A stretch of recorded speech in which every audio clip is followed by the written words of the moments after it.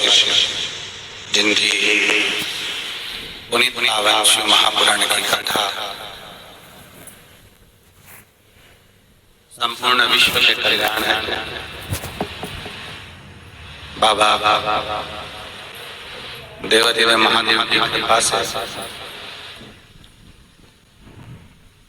भगवान शंकर की पवित्र करुणा से ये पावन शिव महापुराण की कथा आप और हम सभी भगवान शिव की कृपा से, भगवान देवाधिदेव महादेव की करुणा से, उनकी उदारता से, उनकी कृपा से गुरुग्राम हरियाणा की इस पवित्र धरा से श्रवण कर रहे हैं। आज कथा का विराम दिवस है। 5 दिवसीय कथा गुरुग्राम हरियाणा की इस पवित्र भूमि पर यादव परिवार द्वारा आयोजित की गई। स्वर्गीय श्री महेश जी यादव जी की स्मृति में श्री टेकराम जी यादव, श्री मुकुल जी यादव, श्री हर्ष जी यादव, श्री वर्धन जी यादव, श्री लक्ष्य जी यादव परिवार गुरुग्राम हरियाणा के इस पावन प्रांगण में भगवान शिव की पवित्र कथा का लाभ लेने का सौभाग्य प्राप्त हुआ। 2 दिवसीय कथा गुरुग्राम हरियाणा की इस पवित्र धरा पावन प्रांगण में पंडाल में श्रवण करने का सौभाग्य प्राप्त हुआ और बाद में कुछ परमिशन न मिलने के कारण पंडाल में कथा न होकर 3 दिवसीय कथा श्री वर्धन जी यादव जी के इस पवित्र प्रांगण में उनके निज निवास पर ही यह कथा आयोजित करी गई। आज कथा का विराम दिवस है। कथा कभी समाप्त नहीं होगी। जिस दिन से भगवान देवाधिदेव महादेव ने माता पार्वती जी को अमरनाथ की गुफा में बैठकर कथा को श्रवण कराया,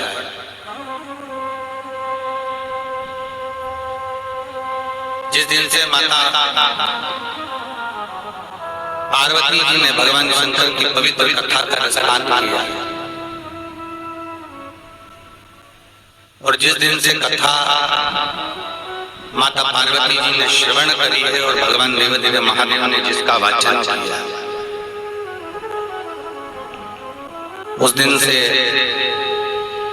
आज तक ये कथा निरंतर चालू, ये रुकी नहीं। राम कथा हो, भागवत कथा हो, शिव कथा हो, देवी कथा हो, कोई भी देवता की कथा हो, कोई पुराण हो, कोई शास्त्र हो, जिसका अध्ययन आप और हम श्रवण भी करें और वाचन भी करें। शिव तत्व की प्राप्ति के लिए कथा कभी विराम कभी समाप्त नहीं। थोड़ा प्रेशर, कथा का कभी समापन नहीं। कथा विराम होती है, एक जगह विराम हुई, दूसरी जगह प्रारंभ होती है, दूसरी जगह विराम होती है, तीसरी जगह प्रारंभ होती है, ऐसा निरंतर चलता रहता है। और तेरी कृपा बिना ना ले एक भी लेते श्वास, तेरी कृपा से करो बखान क्या करूं मैं राहों के का, चपटी बहुत में खजाना तो बेटा, गंग मुक्ति द्वार ओंकार तू, बोले ओंकार तू, आयो शरण दिया शंभु का तू। बखान क्या करूं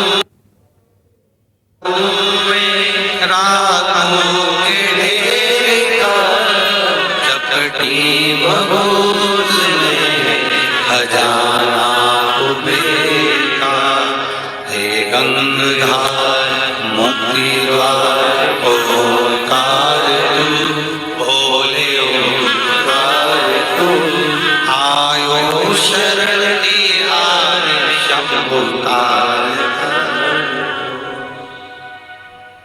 भगवान शंकर की कथा करे, भगवान शिव महापुराण की कथा वर्णन कर रही है, भगवान शंकर का चरित्र कर रहा है।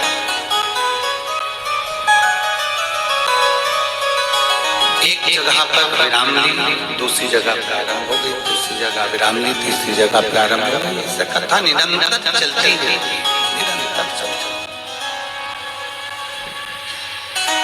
अभी श्री वर्धन जी यादव जी कह रहे थे कि गुरुदेव हम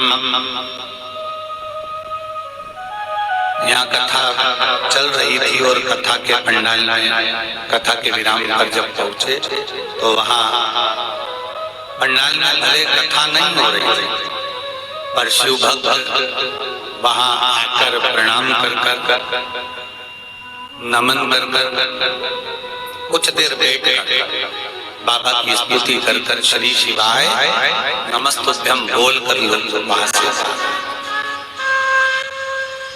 मतलब शिव पुराण कहती है कि आपका भरोसा अगर दृढ़ है, आपका विश्वास अगर दृढ़ है, भरोसा दृढ़ है, आपका विश्वास अगर प्रबल है, भरोसा अगर प्रबल है, तो शिव क्यों ना मिले।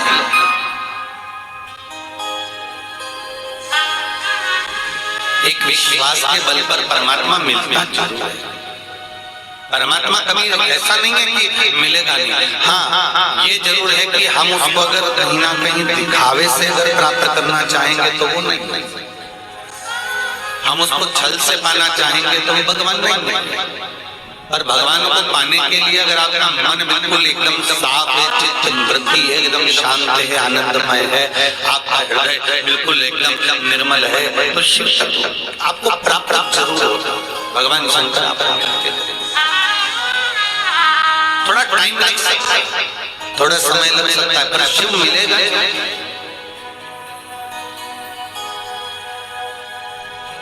एक बहन हमारी एक जी नल में पानी गंदा, नल में पानी गंदा। अब उसने क्या करा कि उसको नल को धोया, और नल को धोने के बाद उसने नल को साफ कर दिया, साबुन से धोया, अच्छे से धोया, रगड़ रगड़ के धोया, और नल के अंदर एक तार लिया, उस तार में से कपड़ा भर के नल के अंदर डाल के उसको अंदर से भी साफ। उसके बाद में पानी गंदा। फिर उसने क्या करा कि नल के जो टोटी थी उसमें कपड़ा उसने लाई अंदर से, और कपड़ा बांध दिया, और कपड़ा बांधा अब तो भी पानी गंदा। कपड़ा बांध दिया, साबुन से धो दिया, ब्रश से रगड़ दिया, तो भी उसमें से गंदा पानी आ गया, गंदा की गंदा पानी आ गया।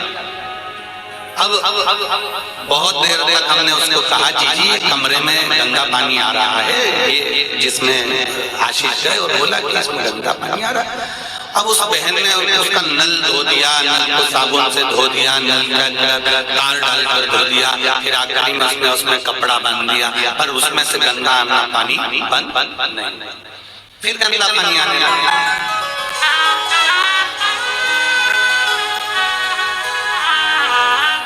अब आशीष आए और आशीष ने कहा, गुरुजी उसमें से तो गंदा पानी आ रहा है, उन्हें धो दिया, उसको पूरा साफ। हमने आशीष से कहा, आशीष उनको बोलो कि नीचे नल में गड़बड़ी नहीं है, पानी की टंकी में गड़बड़ी। अब वो जी गए पानी की टंकी, तो हमने एक हफ्ते पहले धोई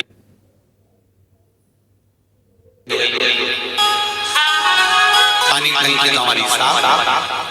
हमने कहा अच्छा तुमको बोलो पानी की टंकी में ही गड़बड़ी वो जाए और देखे। अब वो ऊपर गई और फिर पानी की टंकी में देखा तो उसके घर के बच्चों ने कोई गमले की मिट्टी उस टंकी के अंदर डाल। अब गमले की मिट्टी टंकी में डली हुई थी तो पूरा टंकी का पानी पूरा गड़बड़ हो गया। टंकी का पानी पूरा के पूरा गंदा हो गया।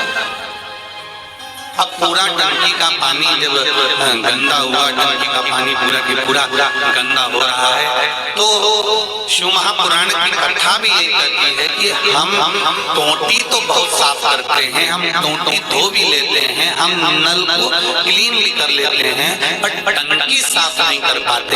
उसी तरह हम शरीर तो साफ रख लेते हैं पर अंदर की जो टंकी है हमारा मन, अगर वो साफ होगा तो ये निश्चित है कि हमारी वाणी भी शुद्ध होगी, हमारी नेत्र भी शुद्ध होंगे, हमारी श्रवण शक्ति भी शुद्ध होगी और हमारे नल को धोते धोते तो जिंदगी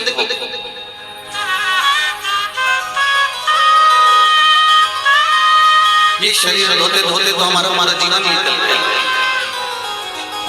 अरे आप आए नहीं और सुबह हो गई, मेरी पूजा की थाली धरी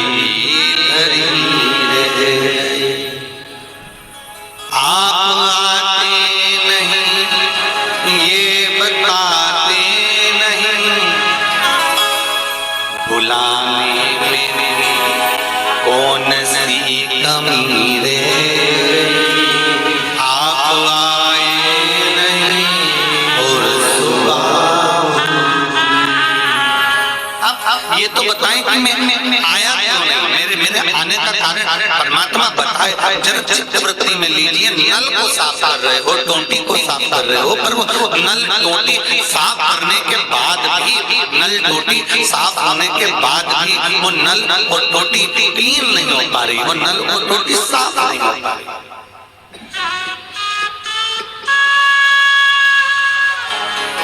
वो नल और टोटी साफ नहीं है, वो नल और टोटी क्लीन। भले तुमने कितना भी साफ कराओ पर मन टंकी का काम करता है, उसमें जो भराता है पानी जो आ रहा है मन के अंदर जो हम लेकर आ रहे हैं वो एकदम साफ होना चाहिए, मन साफ होना चाहिए। शरीर को धोने के लिए साबुन होता है, शरीर को साफ करने के लिए सर्फ और साबुन का प्रयोग किया जाता है और मन को साफ करने के लिए केवल भगवान की भक्ति का प्रयोग किया जाता है।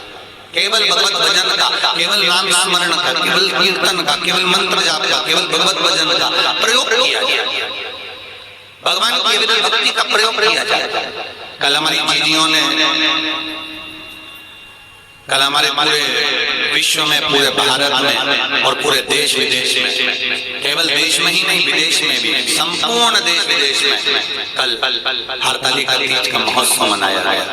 आप लोगों ने भी फुलेरे के दर्शन करे होंगे जा और हरतालिका तीज महोत्सव मनाया।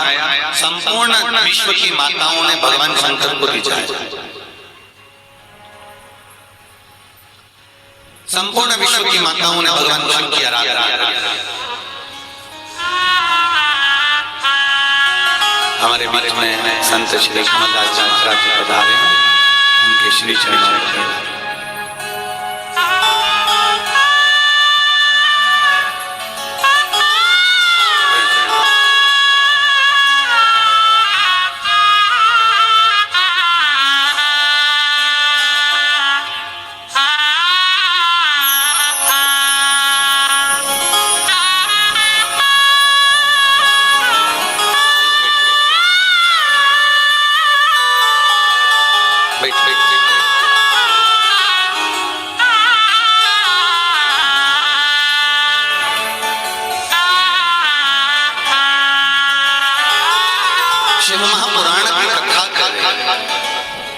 भगवान शंकर का शिव तत्व का भगवान पवित्र चरित्र, भगवान शंकर की पवित्र कथा।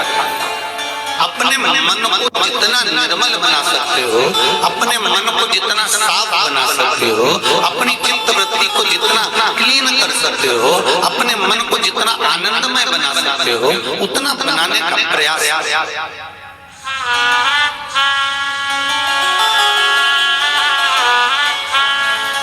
एक बात आप लोगों से पूछें, जितने लोग आस्था चैनल पर कथा सुन रहे हैं, जितने फेसबुक यूट्यूब पर कथा सुन रहे हैं और जितने इस पवित्र प्रांगण में बैठकर कथा सुन रहे हैं, शरीर से कभी भगवान प्रसन्न हुआ क्या?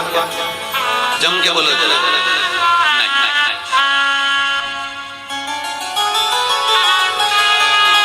कोई कहे कि मैं बिल्कुल एकदम बढ़िया हूँ तो मुझ पे भगवान की बड़ी कृपा हुई ना, ना, ना, ना, ना। जिसका हाथ भी टीका हुआ है वो परमात्मा को भज रहा है तो परमात्मा उसे मिलता है। जिसके नेत्र भी नहीं है, जिसकी आंखें भी नहीं है, सूरदास है, दिखता भी नहीं है, बस भगवान को भज रहे हैं तो भगवान मिल रहे हैं। जिसके पाँव मनाली में एक बिजली महादेव है, हमें लगता है कि आप कभी परिवार के लोग दर्शन करें। मनाली के अंतर्गत जब सबसे पहली बिजली गिरती है हर साल, तो सबसे पहले बिजली महादेव पर ही गिरती है। थोड़ा ऊंचा है, चलकर जाना पड़ता है, वहां गाड़ी नहीं जाती, थोड़ी दूर तक गाड़ी जाएगी फिर आपको पैदल जाना।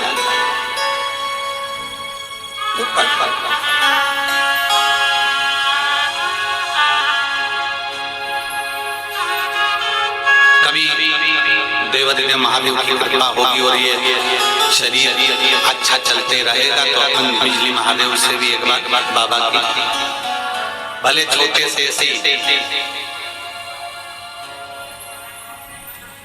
अच्छा, वाह वाह वाह, फिर तो हो गया, योग संयोग अच्छा बन गया हो। तो कभी बाबा चाहेगा तो मनाली में भी भले ऐसे एक हॉल के अंतर्गत बड़े भाव से बिजली महादेव को कथा श्रवण कर कभी योग जब बाबा अब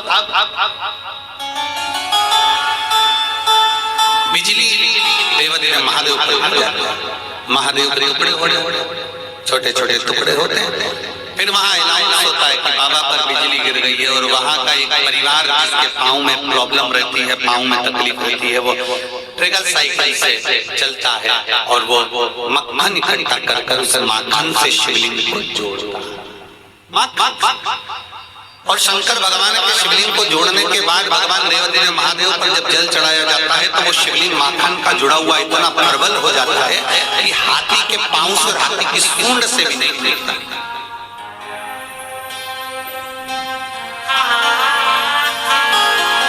भगवान शरीर से कभी प्रसन्न नहीं हुए, भगवान शरीर से कभी प्रसन्नता नारायण नहीं करे। भगवान को कोई कह दे कि मेरा हाथ अच्छे हैं, मैं भगवान को भजूंगा, मेरा पाँव अच्छा है, मैं भगवान को भजूंगा, मेरे नेत्र अच्छे हैं, मेरी जिह्वा अच्छी है, मेरी श्रवण शक्ति अच्छी है, मेरी सुंदरता अच्छी है, मुझे भगवान मिलेंगे या मैं भगवान को भजूंगा।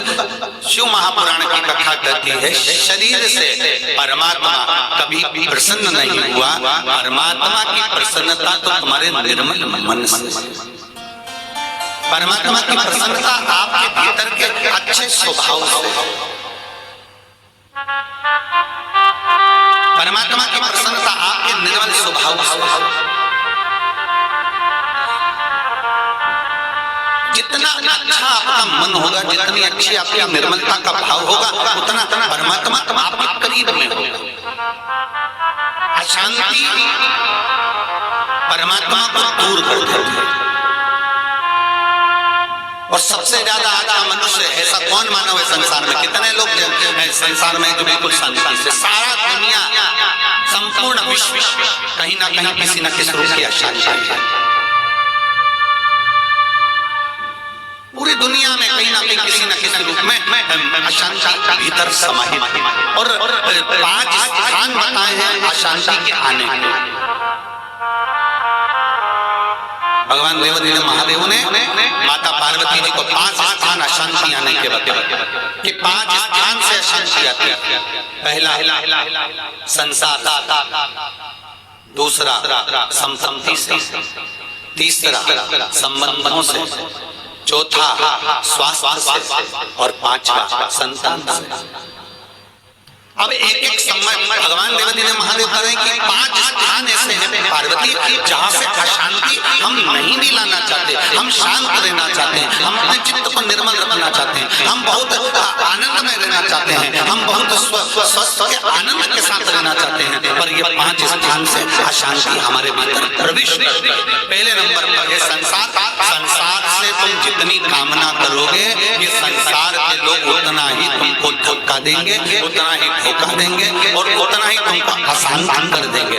तुमने आस लगाई कि मैंने बहुत आस लगा कर बैठे कि मुझे पत्नी मिलेगी तो ऐसी मिलेगी, मुझे पति मिलेगा तो ऐसा मिलेगा, वो मुझे रोज घुमाने के लिए दिल्ली लेके जाएगा, वो मुझे घुमाने के लिए यहाँ लेकर जाएगा, वो मुझे गोवा लेकर जाएगा, मुझे ये इतना आस जोड़ कर बैठे थे, इतना तमन्ना जोड़ कर बैठे थे, इतना विचार कर बैठे थे। फिर विचार करा मेरी पत्नी ऐसी मिलेगी, मैं कह दूं बैठ जा तो बैठ जा, मैं कह दूं पानी भल्ला, मैं कह दूं ऐसा कर ले वैसा कर ले, मेरी पत्नी ऐसी मिलेगी वैसी मिलेगी। और दोनों ने बहुत आशा की और मालूम पड़े संबंध हुआ, शादी हुई, मिली।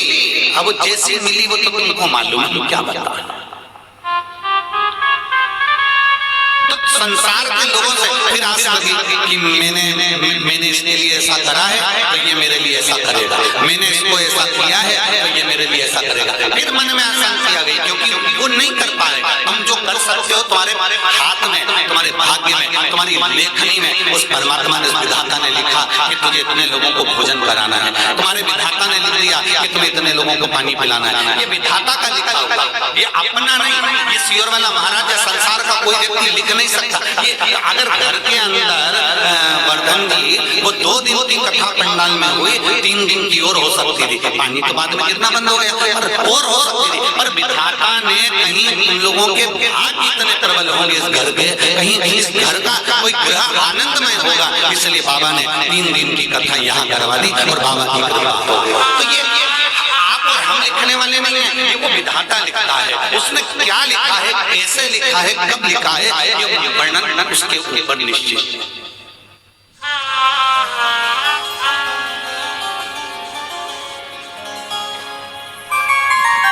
और मैंने तेरे ही भरोसे बाबा, तेरे ही भरोसे हवा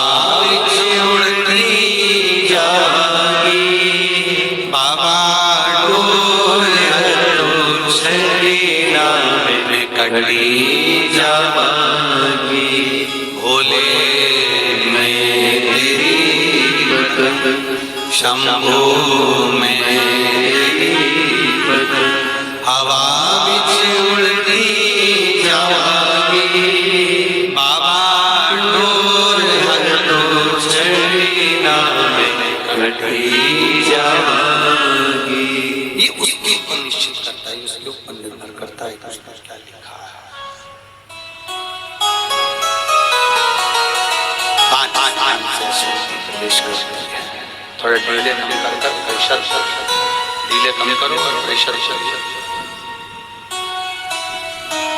5 स्थान से अशांति प्रवेश करते हैं। पहला है संसार। संसार के लोगों से भी अशांति आती है। आप कितना सोचते हो, कितना विचारते हो, कितना विचार करते हो, कितना सोचते हो, कितना सोचने के बाद, कितना विचार करने के बाद भी आपको संसार से सुख का अनुभव नहीं होगा। सुख का अनुभव नहीं होगा। दूसरे नंबर पर है संपत्ति। दुनिया के लोग सोचते हैं कि थोड़ा धन अगर अच्छा आ गया, पैसा ज्यादा कमा लिया तो मैं बहुत सुख की जिंदगी जीऊंगा, सुख की जिंदगी।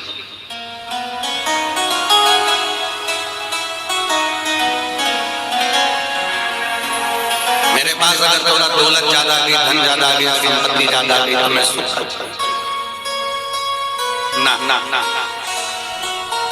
शिव महापुराण की कथा कहती है अगर आपके पास में धन ज्यादा आ जाए, संपत्ति ज्यादा आ जाए, तुम्हारा वैभव अच्छा हो जाए, तुम्हें अच्छी कुर्सी मिल जाए, पद पद मिल जाए, तुम उन्नति की सीढ़ी पर चढ़ जाओ, कोई अच्छे सिंहासन पर तुम बैठ जाओ, तुम्हें अच्छा पद, अच्छी प्रतिष्ठा, अच्छी संपदा अगर प्राप्त हो जाए तो भोलेनाथ से कहना कि मुझे अगर कुर्सी मिले, पद मिले, प्रतिष्ठा मिले, संपत्ति मिले, तो मैं तेरी शिव महापुराण की कथा जीवन भर कराता रहूंगा। इसलिए संपत्ति का सुख वो है कि भगवान का नाम अपने मुख से निकल तो संपत्ति का सुख।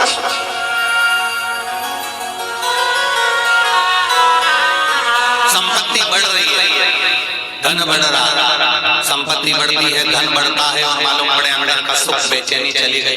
मैंने उसको इतना रुपया दिया था, मैंने 15 लाख ला दिया था, 50 लाख ला दिया था, वो खा के तो नहीं बैठ जाएगा, भाई मेरा पैसा लेकर तो नहीं चले जाएगा। रात भर सब सो रहे और तेरी आंखों में एकदम मुझे याद आया कि मैंने उसको पैसा दिया था, उसका अभी तक नहीं आया, मैंने वो ऐसा करा था तो अभी तक नहीं हुआ। और रात नींद उड़ गई, सब सो रहे और तेरी नींद रात को 2:30 बजे, 3 बजे, 2 बजे, 4 बजे उठ के बैठ गया, 2-3 बजे रात बेचैनी।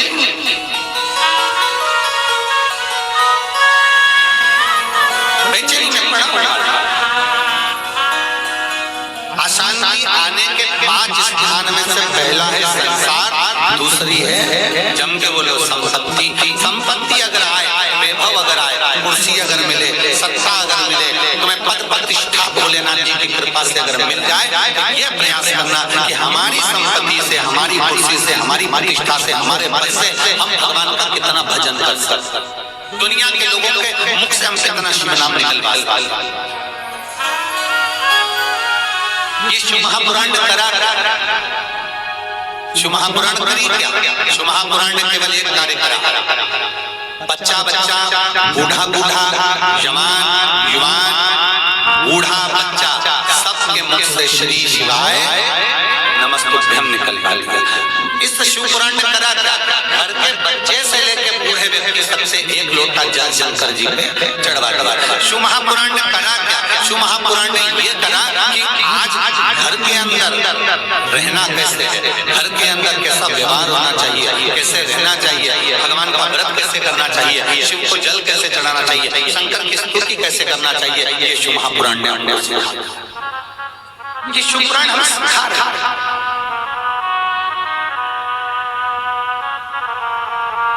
और नहीं आज के व्यक्ति को सीखने को मिल रहा है, तो आप पूर्व समय का चरित्र निकाल, गणेश जी के चूहे की कथा थी। संपूर्ण देशवासियों को आज गणेश चतुर्थी की बहुत बहुत बधाई हो। भगवान श्री गणेश जी महाराज के प्राकट उत्सव की, भगवान श्री गणेश जी महाराज के विराजमान होने की संपूर्ण सनातनियों को, संपूर्ण देशवासियों को बहुत बहुत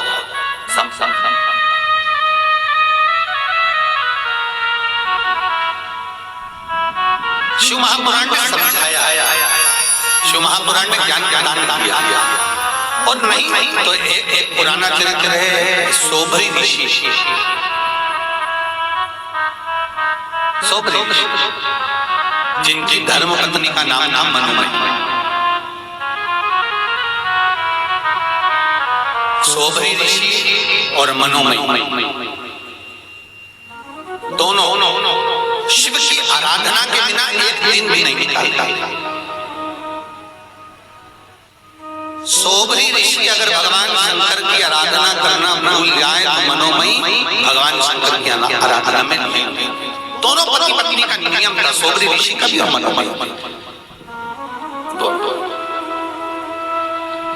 इतनी शिव भक्ति इनके अंदर समाहित हो गई थी कि बिना शंकर के एक क्षण नहीं दे पाते थे। एक क्षण अगर एक कंकर को उठा लेते थे तो हाथ में रखकर शंकर को देखते थे, एक पत्ती को तोड़ लेते थे तो उस पत्ती में भी बेलपत्र का दर्शन किया करते थे। कई कई माताएं ऐसी हैं, कई कई भाई ऐसे हैं कि वो किसी भी वृक्ष की पत्ती को तोड़ते हैं और शंकर भगवान को चढ़ाते हैं, तो उस भाव से चढ़ाते हैं जैसे हम बेलपत्र चढ़ाते हैं।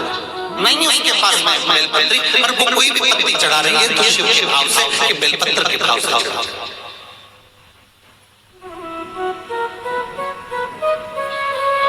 जो कुछ समर्पित कर रही है वो भाव से समर्पित कर रही है, और बिना भाव के परमात्मा मिले कैसे? भगवान बिना भाव के मिलेगा कैसे? आज हमारे हम कहें हमारी बेटियां बहुएं हैं, तीनों देवरानी जेठानियां हैं, रोज भाव से भगवान का हमारे लड्डू गोपाल जी के लिए, ठाकुर जी के लिए, शंकर जी के लिए, शालिग्राम भगवान के लिए हमारी जो आराधना रहती है, रोज की पूजन अर्चना रहती है शिव जी की, ठाकुर जी की, शालिग्राम जी की, उसके लिए रोज प्रसाद बनाना, सामग्री बनाना, लड्डू भेज देना, सामग्री भेज देना, हलवा भेज देना, सीरा भेज देना, सभी बहुएं और माताएं ऊपर सामग्री भेजी। और मैं आज इसी यादव परिवार की बड़ी बेटी पूनम यादव जी को भी धन्यवाद देता हूँ। आज उनका जन्मदिन है, उनको जन्मोत्सव की बहुत बहुत बधाई। कहाँ बेटी? आजा बेटा, आजा।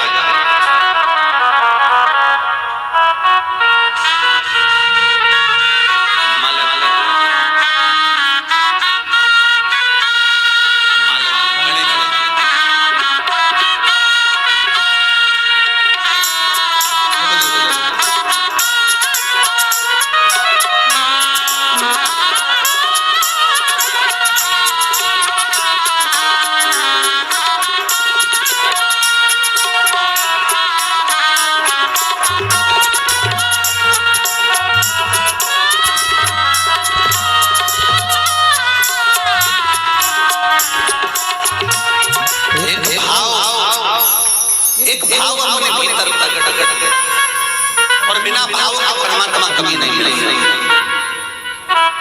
बिना भाव का भगवान कभी नहीं मिलेगा। आप भाव से रिझाएंगे तो परमात्मा क्यों नहीं मिलेगा?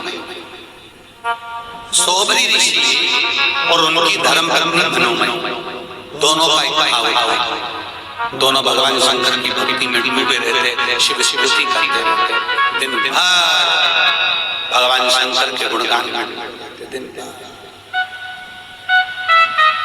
शंभो शरणे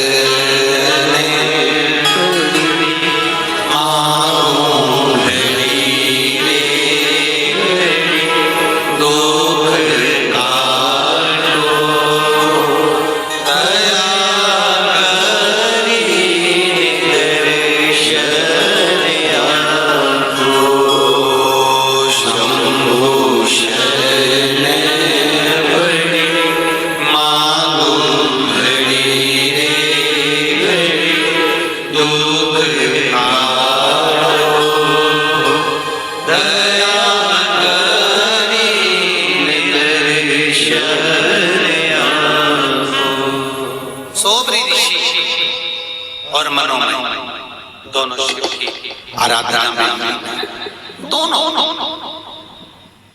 सोबरी ऋषि भी भगवान शंकर की आराधना में लीन और मनोमय भी भगवान शंकर की आराधना दोनों।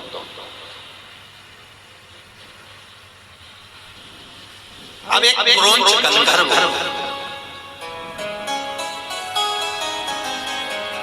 देखिएगा जरा जरा सुंदर भाव है।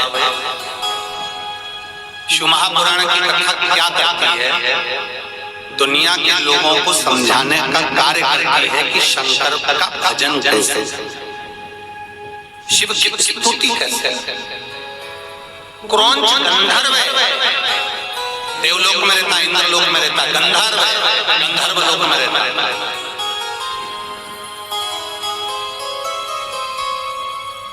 पर बुद्धि देखिए कहाँ गई, उस क्रोंच गंधर्व की बुद्धि कहाँ चली गई,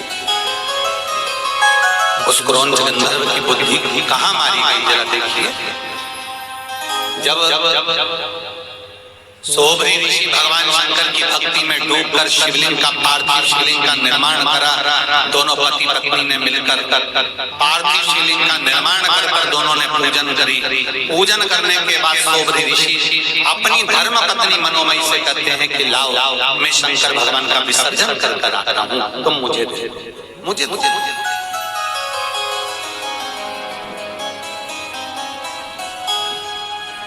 आप मुझे दीजिए।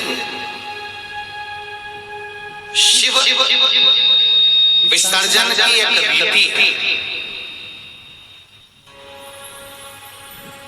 भगवान शंकर के विसर्जन की इतनी सबसे प्रबल विधि है शिव विसर्जन की कि भगवान शंकर का पार्थिव शिवलिंग का जब हम निर्माण करते हैं और निर्माण करने के बाद जब हम पार्थिव शिवलिंग उसको लेकर विसर्जन की ओर जाते हैं तो प्रयास करना चाहिए कि घर से जब लेकर जा रहे हो उस समय पार्थिव शिवलिंग हमारे नाभि कोश से ऊंचा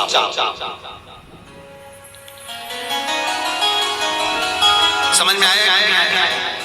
अर्थात जैसे ये पात्र में शिवलिंग बना हुआ और पात्र में शिवलिंग है, हमने पाटे पर से उठाया, घर से जब लेकर जा रहे हैं चलते समय ये या तो हमारे मस्तक पर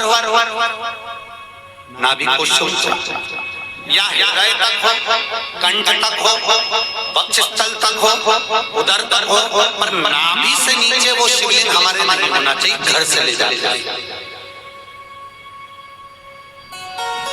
और शिवलिंग के विसर्जन का एक नियम बड़ा प्रबल है कि घर से ले जाते समय शिवलिंग पार्थिव शिवलिंग हमारे नाभि कोश से ऊंचा हो और जब हम विसर्जन करने के लिए जाएं तब शिवलिंग का दर्शन विसर्जन के पहले अपने नेत्रों से पूर्ण तरह से करें और बाबा से अपने हृदय की बात कहकर फिर अपना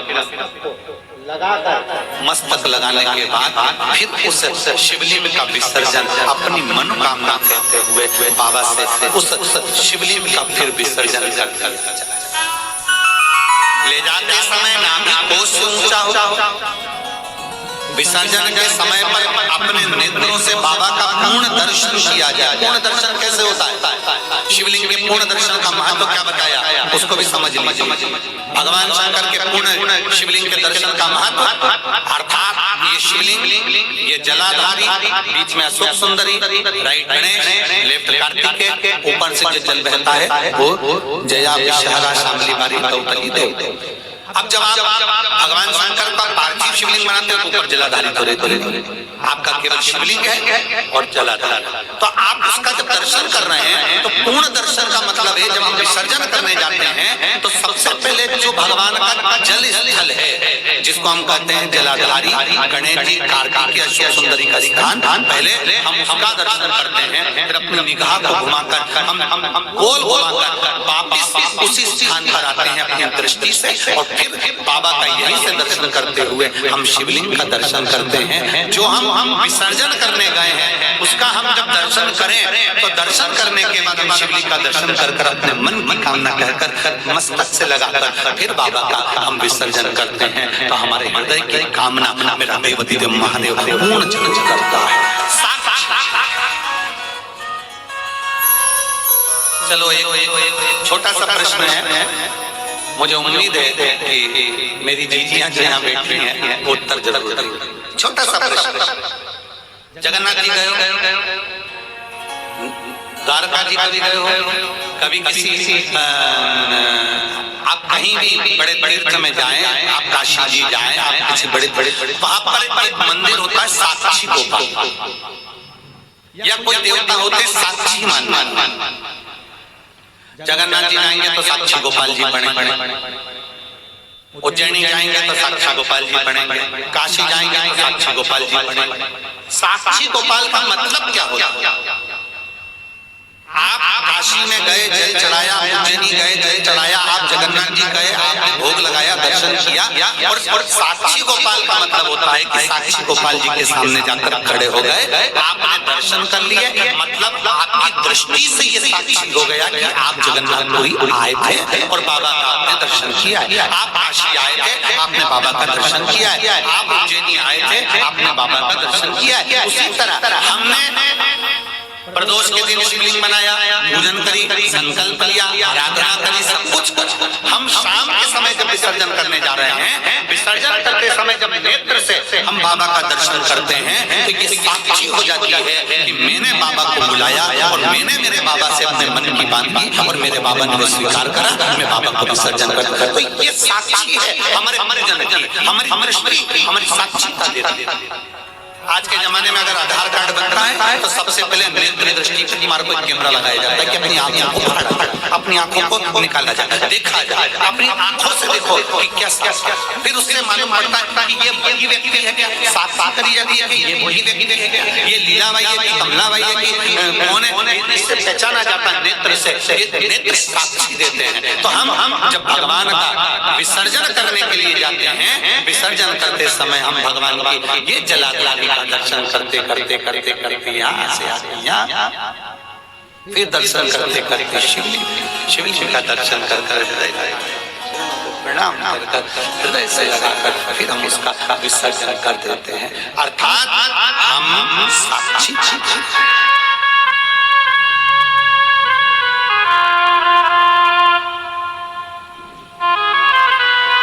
तेरा तुझे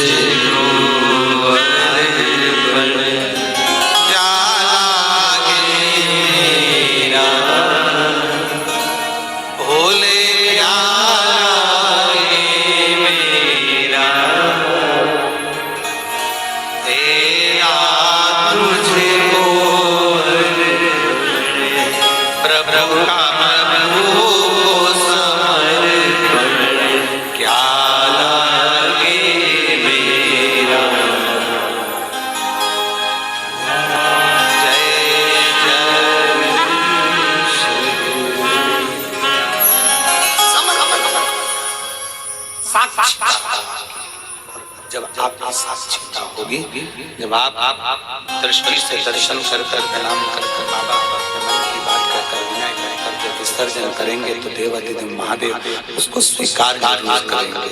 विसर्जन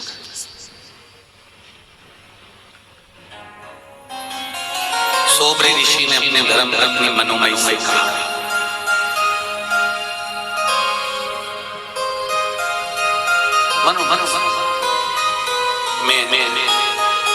मनोमयी तो मुझे देवाधिदेव महादेव का पार्थिव शिवलिंग दे दीजिए और मनोमयी में इस पार्थिव शिवलिंग का विसर्जन करता आप मुझे पार्थिव शिवलिंग दे दीजिए।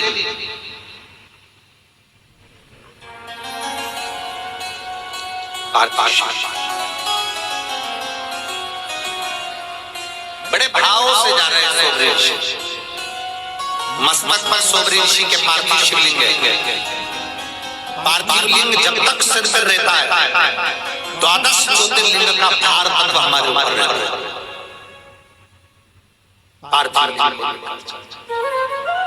श्री शिवाय नमस्तु, श्री शिवाय नमस्तु, श्री शिवाय नमस्तु, श्री शिवाय नमस्तु, श्री शिवाय नमस्तु। पार्थिव लिंग सिर पर लेकर सोबरे ऋषि चल दिए। भगवान शंकर का गुणगान करते करते, स्मरण करते करते, भगवत भजन करते करते, नाम जाप करते करते सोबरी बाबा चले। जैसे ही सोबरी बाबा चले, शिवलिंग लेकर चले, इतनी देर में क्रोंच गंधर्व जो रहता गंधर्व लोक में, जो रहता देवलोक में, पर बुद्धि श्रेष्ठ नहीं, चित्त श्रेष्ठ नहीं। कोई जरूरी नहीं है कि बहुत ऊंचे पद पर बैठ गया कोई व्यक्ति, बहुत जोरदार कुर्सी पर बैठ गया, बहुत जोरदार सिंहासन पर बैठ गया तो उसकी बुद्धि सही हो जाए। रामचरितमानस में वर्णन आता है, ऊंच निवास नीच करतों की देख ही न सकै पराई भी। कई लोग ऊंचे ऊंचे स्थान पर बैठने के बाद भी किसी की अच्छाई नहीं देख पाते, किसी को बढ़ता हुआ नहीं देख पाते, किसी को आगे चढ़ता हुआ नहीं देख पाते। किसी किसी को लगने लगता है ये इतना आगे कैसे बढ़ गया, ये उन्नति की ओर कैसे बढ़ गया, ये तरक्की की ओर कैसे बढ़ गया, ये हमारे सामने का इतना आगे कैसे बढ़ गया। कई लोगों के मन में ये बात अड़ जाती है, ऊंचे सिंहासन पर बैठने के बाद भी इनकी बुद्धि नीची ही रह जाती है।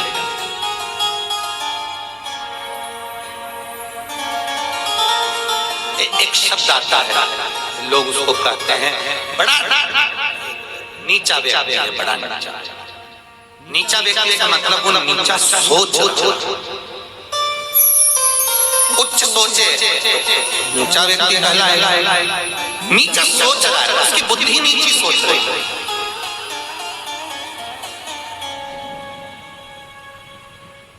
अब जरा विचार करो, रामचरितमानस में चरित्र आता है, जयंत इंद्र का पुत्र है, अच्छा पुत्र है। अब उसकी बुद्धि कहाँ मारी गई कि वो जयंत भगवान राम के चरणारविंद की ओर बढ़ा, सीता जी के चरणों की ओर बढ़ा और चोंच मार कर भाग गया।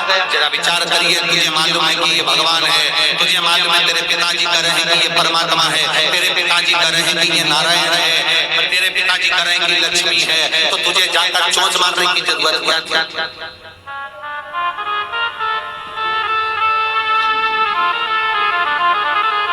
तुझे चोंच मारने की जरूरत क्या?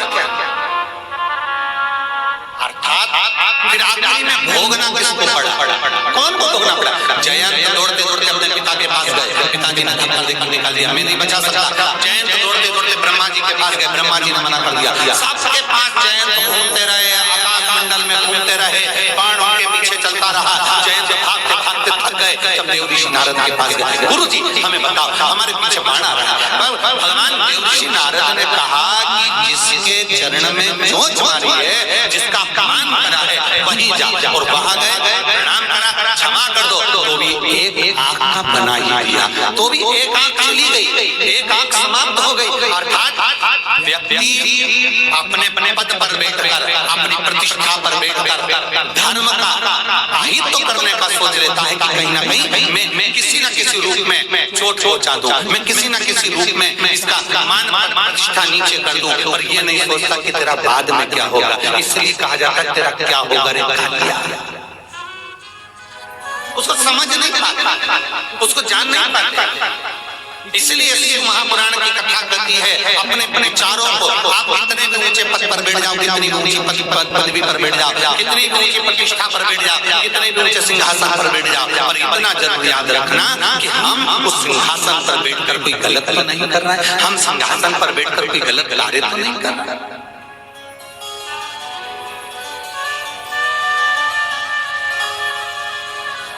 हमारा पद जो हमें मिला है उस पर बैठकर हम कोई गलत कोई गलत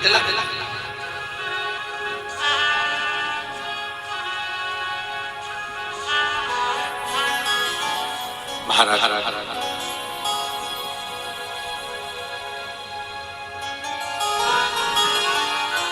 भगवान शिव की भक्ति, भगवान शंकर की आराधना को पहचानना जितना कठिन, भगवान शंकर के भक्तों को पहचान पाना बहुत कठिन, बहुत कठिन। शिव को जान पाना बहुत कठिन। दुनिया के लोग चाहे कुछ भी कहें हैं, पर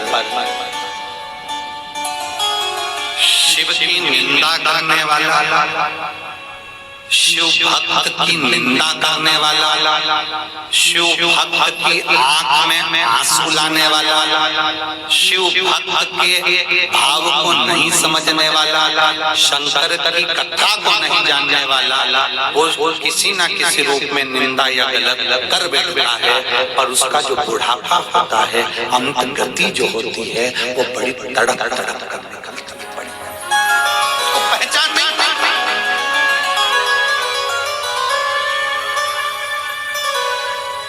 अभी कल की कथा में या परसों की कथा में वर्णन किया गया स्वाभाविक मृत्यु, आकस्मिक मृत्यु और अकाल मृत्यु, इन तीनों को साधने वाला मेरा शिव है। इन तीनों को संजोने वाला मेरा शंकर है। अब व्यक्ति समझ पाता नहीं, क्रोंच गंधर्व लोक में रहता है, उसको मालूम है कि ये ऋषि है, उसको मालूम है कि सोबरी ऋषि है, और उसको मालूम है कि मनोमयी है, उसको मालूम है कि इनके घर में शंकर जी का शिवलिंग का पूजन रोज होता है, पार्थिव लिंग का पूजन प्रतिदिन होता है। उसको मालूम है कि प्रदोष के दिन शाम के समय इनके दरवाजे पर घी का दिया लगता है, प्रदोष के दिन शाम के समय, प्रदोष काल में ये शंकर के मंदिर शिवालय जाते हैं, प्रदोष के दिन ये शंकर की स्तुति गाते हैं।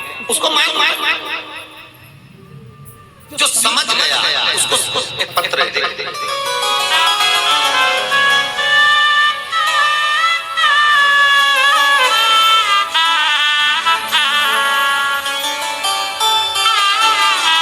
मेरा नाम मंजू देवी, पति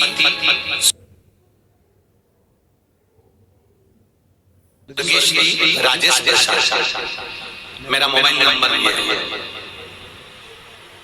ये पत्र आज ही आया है, कोई देखकर गया होगा तो यहाँ पहुंचा। मेरा नाम मंजू देवी है, पति स्वर्गीय श्री राजेश प्रसाद, मेरा मोबाइल नंबर। मैं पटना की निवासी हूँ और सेक्टर नंबर 63 नोएडा से आया। ग्रेटर नोएडा के पंडाल में केवल एक दिन की कथा सुनी है, मैं उसका वर्णन करना चाहता हूँ। बाबा कहते हैं कि महाराज जी आप कहते हो कि बाबा 3 महीने में पूर्ण करता है। साउंड ठीक है, महीने में बाबा पूर्ण करता है। मेरे बाबा का मैं क्या वर्णन करूं गुरुदेव। मेरी 2 बेटी और पति नहीं है। परिवार वाले कहते थे कि आज के जमाने में शादी का खर्चा बहुत है और तेरी 2 बेटी युवान, शादी कैसे होगा? कौन इनके लिए लड़का देखेगा और कौन इनका विवाह करेगा? कहाँ इतना खर्चा होगा नोएडा जैसी जगह पर, कैसे होगा? मैं केवल एक दिन की कथा नोएडा के पंडाल में बैठकर सुनी और मैंने बाबा से वहीं बैठकर प्रार्थना करी, बाबा मेरी 2 बेटियां हैं। और वो सीहोर वाला महाराज कहता है कि कभी मत कहो कि ये मेरी बेटी है, हमेशा कहता है सीहोर वाला महाराज कि बच्चे अपने मत कहो, ये कहो कि बाबा ये आपकी औलादें हैं और शादी भी आपको करना है, आपकी बच्चियों की शादी आपको करना है, मेरा नहीं बेटा है। आप कभी अपने मुख से मत कहो कि मेरा बेटा नहीं, गुरुदेव ये बाबा का बेटा, ये शंकर का बेटा है और शंकर भगवान इसकी नैया पार पार के रहेंगे। ये शिव की बेटी है, इसकी नैया पार पार कर रहेंगे। अब मैंने जन्म जब हुआ उसके बाद मैंने इनका हाथ, अपने बच्चों का हाथ शंकर जी को पकड़ा। जब मैंने देख लिया कि मेरा कोई नहीं, तब मैंने शिव जी को इनका हाथ पकड़ा दिया, मेरे बच्चों का हाथ मैंने शंकर को दे दिया। अब शंकर जाने और उनकी औलाद मेरा कुछ। मैंने अपनी 2 बेटियों के लिए वहां प्रार्थना करी। आप कहते हो 3 महीने में बाबा सुनते हैं, मेरे बाबा ने मुझे 15 दिन में रिजल्ट दे दिया और 15 दिन के अंदर मेरी एक बेटी नहीं 2 बेटी का संबंध पक्का हो गया और बाबा ने ऐसी शानदार शादी कराई गुरुदेव कि मैं बाबा को वर्णन करने के लिए प्रणाम करने के लिए आई हूँ। बाबा ने मेरी बेटियों की शादी की। शिव शंभु इसी को कहते हैं।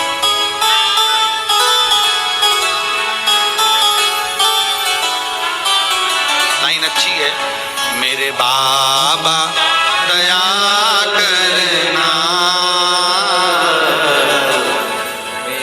तेरे भरोसे हूँ, मेरे बाबा दया करना, तेरे भरोसे हूँ, मैं तेरे भरोसे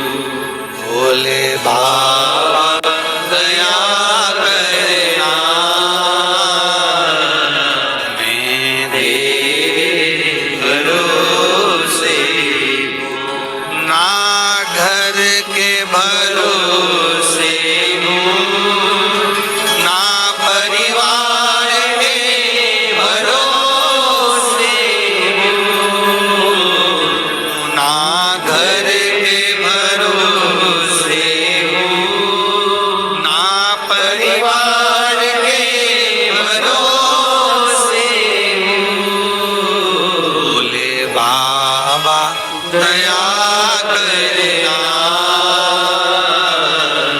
मैं तेरे भरोसे हूँ। भोले बाबा दया करना, मैं तेरे भरोसे हूँ। उसने अपने पत्र में लिखा,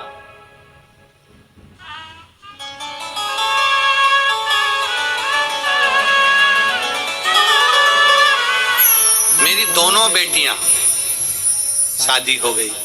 शादी भी ऐसी हुई 1 साल के अंदर कि दुनिया के लोग देखते रह जाएं। ये शिव तत्व है, ये शिव। हमारा विश्वास, हमारा भरोसा, हमारी दृढ़ता हमें शिव के करीब लेकर जाए, शिव के करीब।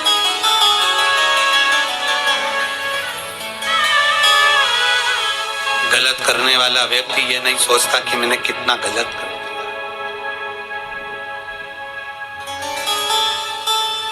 कितना गलत कर दिया। क्रौंच गंधर्व ये नहीं सोच रहा है कि मैंने कितना गलत कर रहा हूं, किनके घर में प्रवेश कर रहा हूं। स्कंद पुराण, कभी मौका लगे तो पढ़िएगा, गीता प्रेस गोरखपुर की। स्कंद पुराण रेवा खंड, गीता प्रेस गोरखपुर का स्कंद पुराण रेवा खंड कहता है,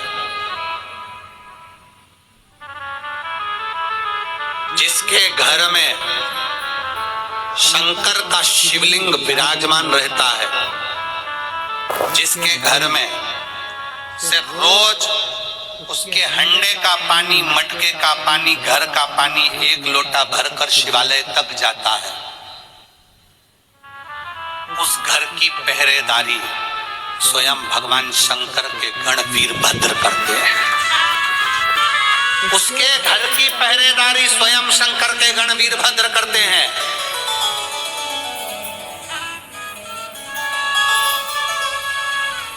स्वयं वीरभद्र, शंकर की मूर्ति नहीं, शंकर का शिवलिंग प्रतिबिंब।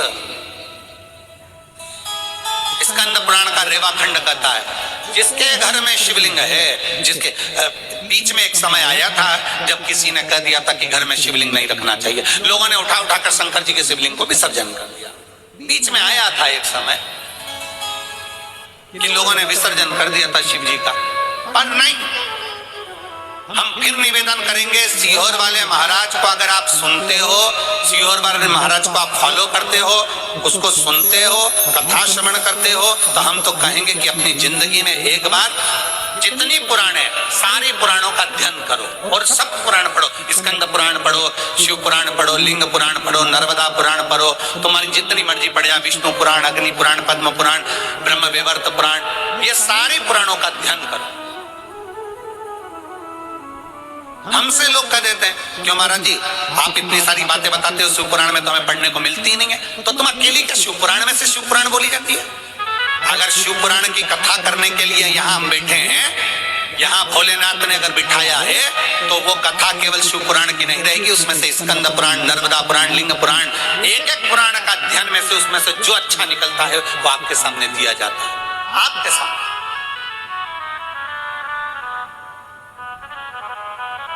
कुछ तो ग्रहण करो। स्कंद पुराण का रेवा खंड कहता है कि जिसके घर में शिवलिंग है, रेवा खंड कह रहा है जिसके घर में शंकर का शिवलिंग है, या घर का जल 1 लोटा भराकर शिवालय तक जा रहा है, घर का जल 1 लोटा भराकर पीपल के वृक्ष के नीचे जा रहा है, घर का जल 1 लोटा भराकर तुलसी के क्यारे में जा रहा है, घर का जल 1 लोटा भराकर बेलपत्र के नीचे जा रहा है, घर का जल 1 लोटा भराकर अगर शमी पत्र के नीचे जा रहा है। मतलब कहीं ना कहीं आपके घर का 1 लोटा जल अगर शिवालय तक, देवालय तक, तीर्थ तक जा रहा है, किसी स्थान तक जा रहा है, तो समझ लो आपके घर की रक्षा स्वयं वीरभद्र करते हैं। ये कैसे प्रमाणित हो सकता? इसको हम कैसे प्रमाण मान सकते हैं? तो राम कथा उठाइए, तुलसी बाबा ने रामचरितमानस की रचना करी। मेरे गोस्वामी तुलसीदास जी ने जब रामचरितमानस की रचना करी, उसको लेकर काशी गए। काशी में विद्वान ब्राह्मणों के सामने गोस्वामी तुलसीदास जी द्वारा रचित रामचरितमानस को रखा गया। विद्वानों ने, ब्राह्मणों ने मना कर दिया, हम इसको नहीं मानते क्योंकि यहूदी भाषा में, इसमें संस्कृत नहीं है, इसमें संस्कृत के श्लोक नहीं है, हम इसको नहीं मानेंगे क्योंकि यहूदी भाषा में। विद्वान ब्राह्मणों ने मना कर दिया, यहूदी भाषा में हम इसको स्वीकार नहीं कर सकते। तुलसीदास जी कहते हैं, आप स्वीकार मत करो, मेरे काशी विश्वनाथ तो स्वीकार करेंगे, मेरे शंकर तो स्वीकार करेंगे।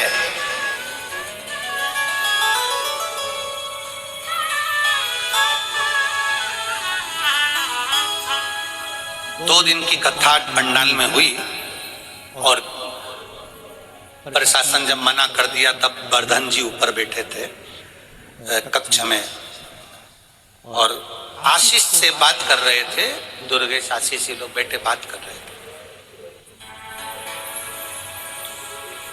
उन्होंने एक बात कही वर्धन जी ने, मैं वर्धन यादव जी को उसके लिए धन्यवाद देता हूं। उन्होंने कहा कि कथा 2 दिन की हो गई है, पर 3 दिन की कथा पंडाल में नहीं होगी, तो गुरुजी लाखों भक्तों के बीच में कथा करते हैं, अब इतने भक्त तो यहाँ है नहीं, या तो कथा को अपन विराम देंगे। आशीष ने पूछा, आप क्या चाहते हो वो बताओ। तो वर्धन जी ने कहा कि कोई आए चाहे ना है, कोई आए चाहे ना है, मेरी माँ, मेरी चाची और हमारा परिवार, हमें उम्मीद है कि हम बैठकर कथा सुनेंगे। आशीष ने कहा कि अगर आपका मन है कि आप कथा सुनेंगे, मतलब आपका चित्त शिव से लग गया है, तो ये पक्का है कि महाराज जी भी फिर वो कथा कहेंगे, क्योंकि कथा भीड़ से नहीं होती है। कथा का क्रम, ये तो शिव भक्त हैं जो लाखों की संख्या में आते हैं, ये तो शंकर के भक्त हैं जो लाखों की संख्या में पहुंचते हैं, ये तो शिव भक्त हैं जो लाखों की संख्या में आते हैं। नहीं तो शिव महापुराण तो आप जहां बैठकर सुनो, जैसे सुनो, दिल से जहां बैठो, जैसे बैठो, शिव तत्व आपके भीतर होना चाहिए। आपके शिव तत्व आपके भीतर हो। आप क्या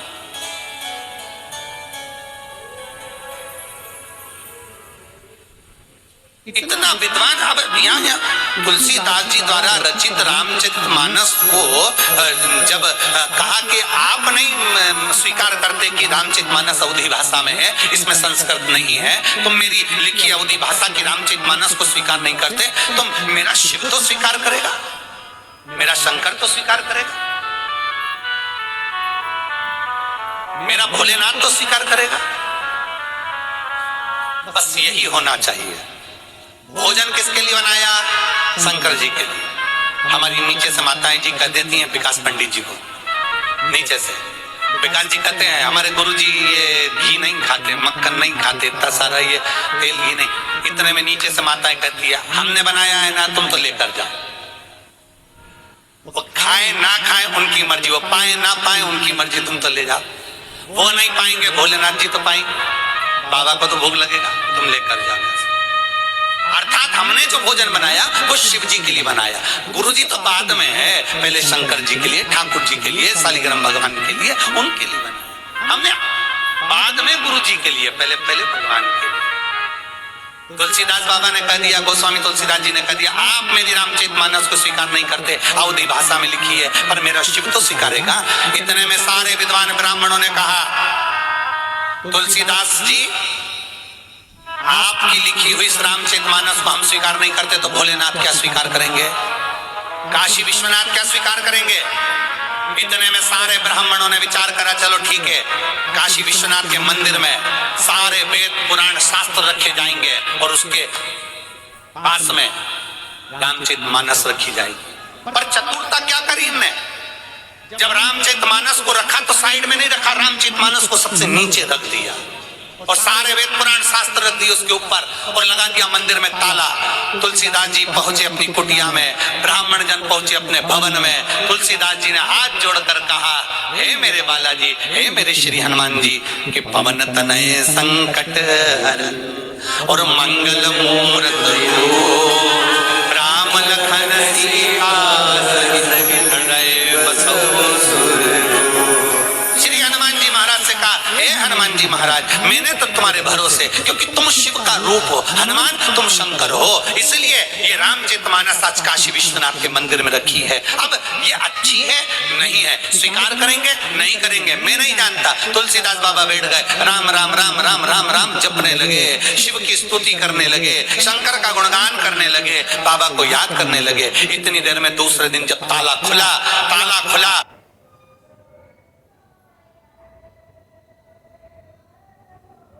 तो सारे वेद पुराण शास्त्र नीचे थे, रामचरितमानस सबसे ऊपर रखी हुई थी। ये शिव तत्व है। आपकी बात को, आपकी भाषा को, आपके शब्द को कोई स्वीकार करे ना करे, आप इतना ध्यान लगाना कि आप जो कथा कह रहे हो, आप जो बोल रहे हो, उसे मेरा शंकर स्वीकार कर रहा है, उसको मेरा शिव स्वीकार कर रहा है। दुनिया के लोगों ने देखा कि शिव महापुराण के लोग बहुत सारी कथा सुनने वाले हो गए, शिव पुराण सुनने वाले ज्यादा हो गए, तो दुनिया के लोग शिव पुराण वाचना प्रारंभ कर दिया। वो धन के लिए भले करते हो, पर ये व्यासपीठ, ये शिव महापुराण की कथा जो कुबेरेश्वर बाबा के धाम से चलकर तुम्हारे इस सुंदर गुड़गांव तक पहुंची है, गुरुग्राम हरियाणा तक पहुंची है, ये विचार मानकर चलना कि ये कथा किसी व्यापार के लिए, व्यवसाय के लिए नहीं, ये कथा मेरे शंकर को श्रवण कराने के लिए है कि शिव सुनेगा। इतने लाखों शिव भक्त जब आते हैं, उनके अंदर शंकर विराजमान होकर आते हैं। इतने शिव भक्त जब आते हैं, उनके अंदर शिव तत्व विराजमान होकर आते हैं और वो शंकर की कथा का रसतत्व ग्रहण करते हैं। एक पत्र है,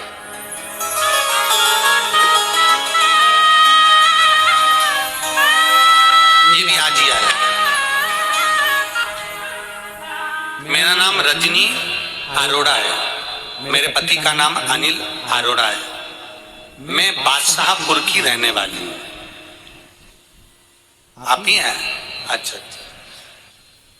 मैं बादशाहपुर की रहने वाली हूँ। मैं बाबा का दिल से धन्यवाद करने के लिए आई हूँ। हर्षवर्धन जी को, हर्ष जी को और वर्धन जी को बहुत बहुत धन्यवाद देती हूँ कि ये पवित्र शिव महापुराण की कथा सुनने का हमको सौभाग्य दिया। हम बादशाहपुर वाले आपके इस एहसान को कभी जिंदगी भर नहीं भुला पाएंगे कि आपने शिव महापुराण की कथा सुनने का हमें अवसर दिया। गुरुग्राम की ये कथा मैं वर्णन करूं गुरुदेव, मेरे बेटे की नौकरी नहीं लग रही थी, बहुत कष्टमय जीवन चल रहा था। तब मैंने आपकी कथा पंडाल में बैठकर एक दिवसीय श्रवण करी और नोएडा की कथा में पहुंची। वहां मैंने बाबा से विनती करी कि बाबा, एक तो हमारे गुड़गांव में कथा हो जाए और दूसरा मेरे बेटे की नौकरी लग जाए। मैं बाबा का क्या धन्यवाद दूं गुरुदेव। आप कहते हो 3 महीने में बाबा सुनता है, मेरे बाबा ने मुझे 15 दिन में सुन लिया और मेरे बाबा ने मेरे बेटे की नौकरी केंद्रीय मंत्रालय में लगवा दी। मैं बाबा को धन्यवाद देने के लिए यहाँ पहुंची। आ जाओ, एक बेलपत्र ले जा, जाओ।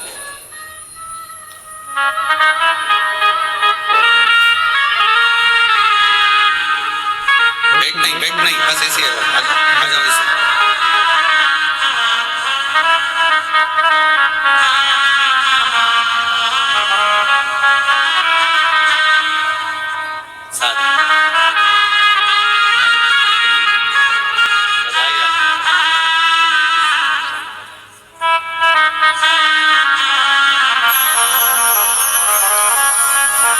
शिव तत्व की प्राप्ति, बाबा देवादिदेव महादेव की प्राप्ति। ओघड़दानी का एक शब्द कहे तुलसीदास बाबा तो कथा का रसतत्व आनंद में देने वाले। तुलसीदास बाबा की वो रामचरितमानस सबसे ऊपर आकर रखा गया, क्योंकि उनको मालूम था मुझे मैं शिव के लिए कर रहा हूँ, मैं शंकर के लिए कर रहा हूँ, मैं ओघड़ी के लिए कर रहा हूँ, मैं देवादिदेव महादेव के लिए कर रहा हूँ। आखिरी में हुआ क्या, लोग कहते हैं गुरुजी आप कहते हो कि शंकर का शिवलिंग, स्कंद पुराण के रेवा खंड में लिखा है कि शंकर का शिवलिंग जहां होता है, जहां शंकर का शिवलिंग है, जिस घर में शंकर का शिवलिंग है, जिस घर में से एक लोटा जल भरकर शिवालय तक जाता है, वहां पर शंकर के गण पहरा देते हैं। रामचरितमानस जब तुलसी बाबा लेकर अपनी कुटिया में आ गए, कई ईर्ष्यालुओं के मन को भाया नहीं, इस रामचरितमानस में आग लगा दो। उन्होंने चोरों को भेज दिया, उन्होंने डाकुओं को भेज दिया कि तुलसीदास बाबा जहां रहते हैं वहां से रामचरितमानस को निकाला जाए और उसको निकालकर उसमें आग लगा दी जाए या उसको पानी में डाल दिया जाए। जैसे ही चोर पहुंचे, जैसे ही डाकू पहुंचे आग लगाने के लिए, जैसे ही पहुंचे वहां जाकर चोरों ने क्या देखा, डाकुओं ने क्या देखा कि एक बानर तुलसीदास जी की कुटिया के ऊपर बैठा हुआ था। बंदर ऊपर बैठा, ये आग लगाने का प्रयास करे वो इनको मार मार कर भगा दे। विद्वज्जनों ने पूछा क्या तुमने तुलसीदास जी की कुटिया में आग लगा दी? नहीं लगा पाए। क्यों नहीं लगा पाए? क्योंकि वहां एक बानर बैठा हुआ, एक बंदर बैठा हुआ, एक बानर है वहां, एक बंदर वो रक्षा कर रहा। महापुराण की कथा कहती है जहां शंकर का शिवलिंग है, जहां शिव नाम है, जहां शंकर की स्तुति है, पूरी रामचरितमानस में मेरे राम जी ने शिव की स्तुति करी है, शिव जी ने राम जी की स्तुति करी है। राम के बिना शिव नहीं और शिव के बिना राम नहीं।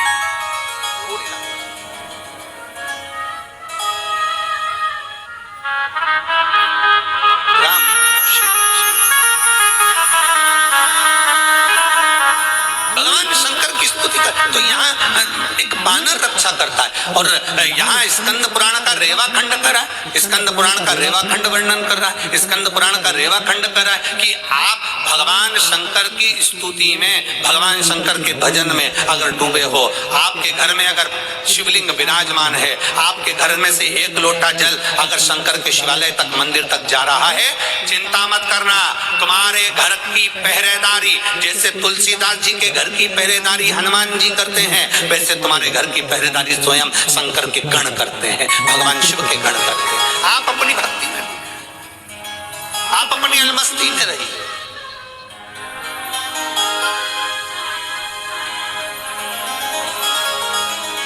और ऐसी सुबहाना आए, आए ना ऐसी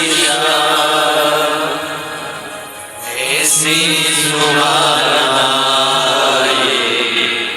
आए ना ऐसी जिस दिन जुबां पे मेरे, जिस दिन जुबां पे मेरे आए ना शिव का नाम, ऐसी सुबहाना आए ना शिक्षा। जिस दिन जुबां पे मेरी, जिस दिन जुबां पे मेरी आए ना शिव का नाम, ऐसी सुबहाना आए ना ऐसी शाम, ऐसी सुबहाना आए ना ऐसी शाम। जिस दिन जुबां पे मेरी जुबान आए ना ऐसी शाम, जिस दिन जुबां पे मेरी, जिस दिन जुबां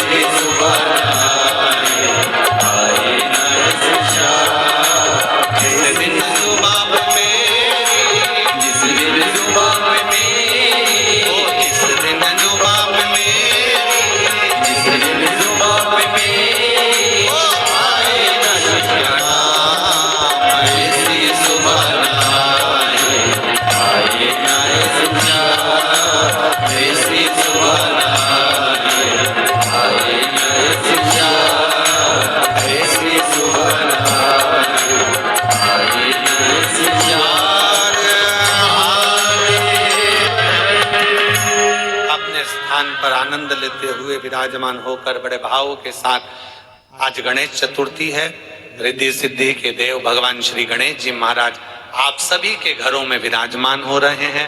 भाव के साथ में बाबा से अपने हृदय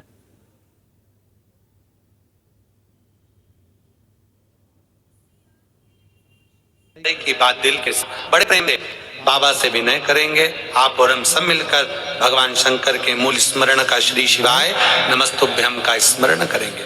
सब बाबा से प्रार्थना करेंगे, भाव से विनय करेंगे, साथ में बोलेंगे श्री शिवाय नमस्तुभ्यम।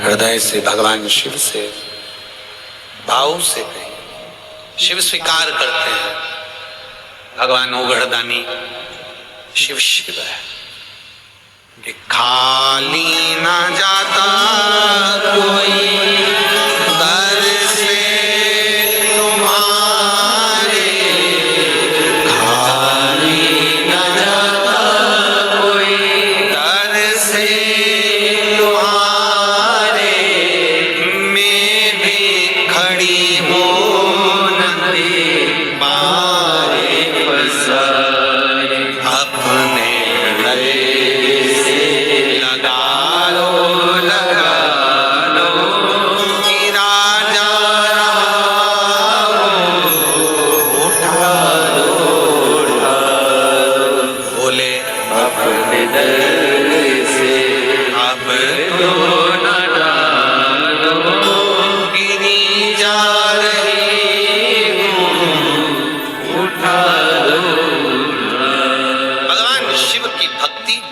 शिवलिंग है, जहां से एक लोटा जल देवादिदेव महादेव के शिवालय तक जा रहा है, वहां उस घर की रक्षा करने वाला स्वयं भगवान शंकर का ही गण होता है।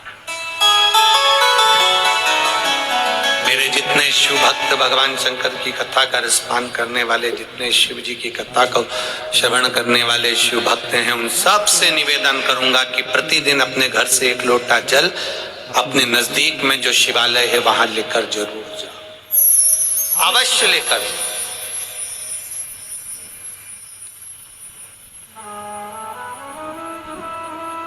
क्या होगा? आप जब एक लोटा जल भरकर यहां से घर से लेकर मंदिर तक जाओगे, मंदिर से जब लौट कर आओगे, विष्णु पुराण को पढ़िएगा। विष्णु पुराण में भगवान कह रहे हैं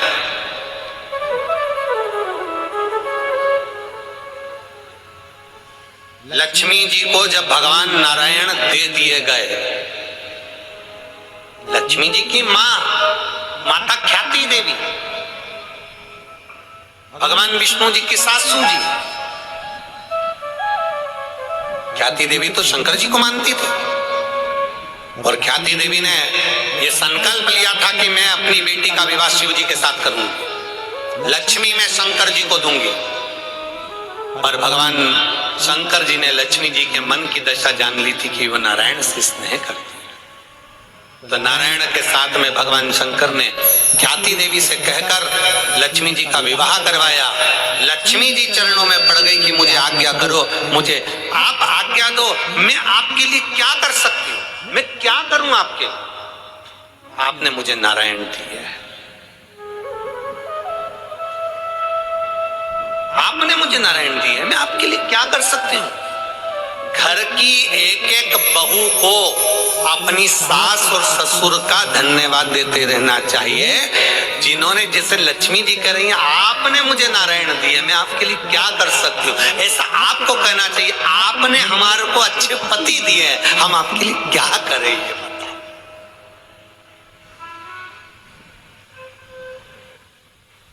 हम आपके लिए क्या करें, आपने हमें अच्छे पति दिए। वो एक लाइन आती है ना कि 100 साल जियो हमारी, हम आपने हमारे को इतने अच्छे पति दिए हैं, हमने सोचा नहीं था कि ये सब कुछ अच्छे हमारे घर में पोता पोती हो जाएंगे, बच्चे हो जाएंगे, हमारे पति अच्छे, परिवार अच्छा, सब शांति से रह रहे हैं, 2 रोटी खा रहे हैं। इससे ज्यादा अगर बड़े बंगले में भी जाकर रह लोगे तो रोटी तो 2 ही खाओगे, करोड़पति के घर में भी अगर रह लोगे तो रोटी तो 2 ही खाओगे। तो ये तो शिव की कृपा है, शंकर की उदारता, मेरे गोगड़दानी की दया, ये मेरे बाबा की करुणा, ये मेरे शंकर की उदारता है, मेरे शिव की कृपा है, ये उनकी कृपा। और मेरे ओघड़ बाबा की कृपा से, मेरे शिव जी की कृपा से, मेरे शंभू की कृपा से सुख की अनुभूति है। तो लक्ष्मी जी ने कहा, माता लक्ष्मी जी बोल रही हैं, माता लक्ष्मी जी प्रणाम कर कर कह रही, माता लक्ष्मी जी निवेदन कर रही, माता लक्ष्मी जी कह रही हैं कि आप बताइए बाबा, भोलेनाथ जी से कह रही हैं आप बताओ मैं क्या कर सकती हूँ। शंकर भगवान ने कहा, सुनो लक्ष्मी, मेरे मंदिर के बाहर, मेरे मंदिर के कक्ष में जहां नंदी बैठे उसके नजदीक में आप भी रहिए। जब कोई शिव भक्त अपने घर से जल लेकर आए, 1 लोटा जल मुझे चढ़ाए, जब वो अपने घर को कलश लेकर, लोटा लेकर वापस जाए, उसका लोटा खाली नहीं होना चाहिए। लक्ष्मी तो स्वयं उसके अंदर बैठकर उसके घर तक चली जा, स्वयं जा। बोल बम का नारा है, जम के बोलो जरा, बोल बम का नारा है, बाबा एक सहारा है, सारी समस्या का हल 1 लोटा जल। तो उसके पीछे पीछे चले। आज लोग कहते हैं गुरुजी 1 लोटा जल में ऐसा क्या है कि सारी दुनिया के काम हो रहे हैं, सारी दुनिया के। जो जहां लोग बैठकर कथा सुनते हैं, दिल से सुनते हैं, लोटा भर के जल चढ़ाना चालू करते हैं, उनका काम हो जाता है। कोई भाव से सुनता है, उसका काम हो जाता है। आखिर 1 लोटा जल में क्या है, शिव महापुराण में क्या है, उसके पंडाल में बैठकर कथा सुनने से क्यों इतना लाभ मिलता है। शिव खाली नहीं भेजते, खाली नहीं भेजते।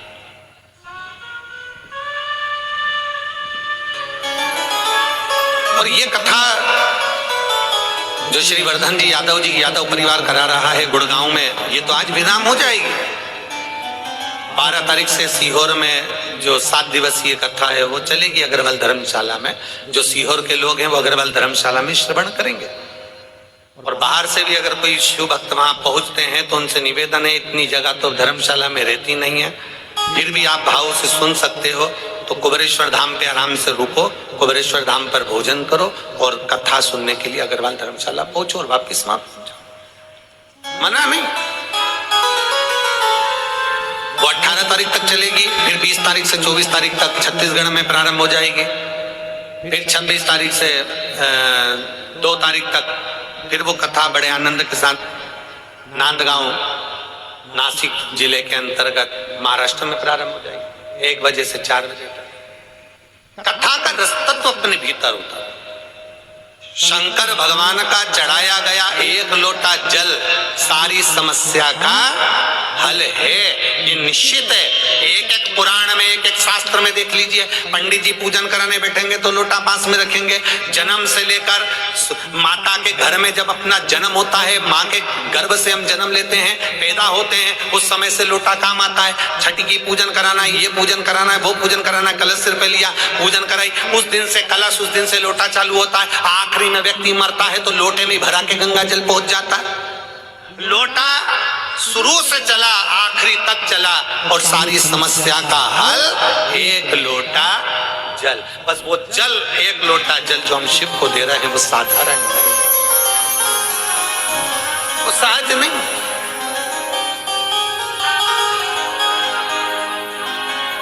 खूब भक्ति, तुम्हारे घर की रक्षा करने वाला स्कंद पुराण रेवा खंड कहता है, जिसके घर में शिव है उसकी रक्षा स्वयं शिव करता है, स्वयं उसके गण करते, स्वयं। महाराज सोबरी ऋषि सिर पर लिए हैं शंकर भगवान का पार्थिव शिवलिंग। मनोमयी घर के दरवाजे पर खड़ी थी, अपने पति शंकर को लेकर जा रहे थे तो प्रणाम कर रही, प्रणाम।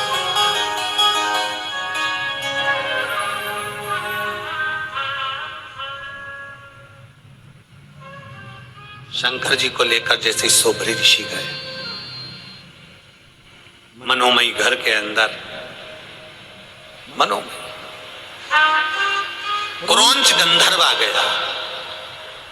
क्रौंच, अच्छी जगह पर रहने वाले की भी बुद्धि फिर जाती है कभी कभी। बहुत ऊंचे ऊंचे पत्थर बैठने वाले की भी बुद्धि फिर जाती है कभी कभी। अच्छा नहीं देखा जाता, श्रेष्ठ नहीं देखा जाता, अच्छी चीज नहीं देखी जाती,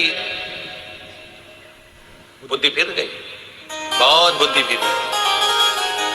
और क्रौंच गंधर्व मनोमयी की सुंदरता देख रहा था। मनोमयी की सुंदरता, जो मनोमयी की सुंदरता क्रौंच गंधर्व ने देखी, और मनोमयी का पति गए सोबरी ऋषि तो विसर्जन करने के लिए शिवलिंग का, क्रौंच गंधर्व प्रवेश कर गया सोबरी ऋषि के घर में। मनोमयी अंदर रसोई घर में कार्य कर रही थी, और वहीं पर क्रौंच गंधर्व प्रवेश कर जाता है, वहीं पर क्रौंच गंधर्व अंदर पहुंच जाता है। मनोमयी अपने कार्य में लगी थी, उसके स्मरण में नहीं आया कि कोई मेरे कक्ष के अंदर प्रवेश कर गया। क्रौंच गंधर्व अंदर प्रवेश करा, मनोमयी का हाथ पकड़ा, हाथ पकड़कर खींच कर लेकर जा रहा था, इतने में सोबरी ऋषि आ गए। शिव जी का विसर्जन कर कर सोबरी ऋषि आए।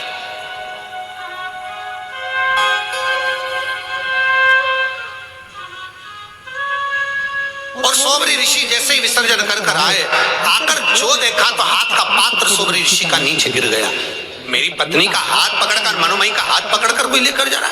देखा, देखते से ही पहचान गए सोबरी ऋषि, ये तो क्रौंच गंधर्व है। तो गंधर्व लोक में रहता है, इतने ऊंचे पद पर रहता है, इतने देवताओं के करीब में रहता है, उसके बाद भी तेरी बुद्धि फिर गई, और तू मेरी पत्नी का हाथ पकड़ कर लेकर जा रहा है। तुझे मालूम नहीं कि किसके घर में प्रवेश करा है तू? तुझे ज्ञात नहीं कि कहां तू प्रवेश कर गया? क्रौंच गंधर्व को देखा, क्रौंच गंधर्व ने मनोमयी का हाथ छोड़ दिया। मनोमयी का हाथ छूटा, सोबरी ऋषि ने हाथ में जो विसर्जन कर कर आया था, जो विसर्जन भगवान शिव जी का करा था, आते समय थोड़ा सा जल लेकर आए थे। एक नियम है, आप लोगों के यहाँ पर है कि नहीं हमें नहीं मालूम, पर ऐसा नियम है कि गणेश जी विसर्जन करने जाओ, चाहे देवी जी विसर्जन करने जाओ, चाहे पार्थिव शिवलिंग का विसर्जन करने जाओ, तो जिस तालाब में, कुंड में, सरोवर में जल में हम विसर्जन करते हैं, वहां विसर्जन करने के बाद थोड़ा सा जल उस पात्र में, जो पात्र होता है, थाली हो, बर्तन हो, भांडा हो, जो भी, उसमें थोड़ा सा जल लेकर आते हैं। वो जल को लाकर अपने घर के अंदर छींटते हैं।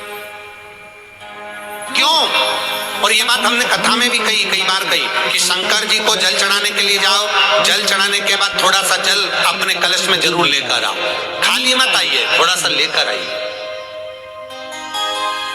खाली मत आओ, उसको थोड़ा सा लेकर।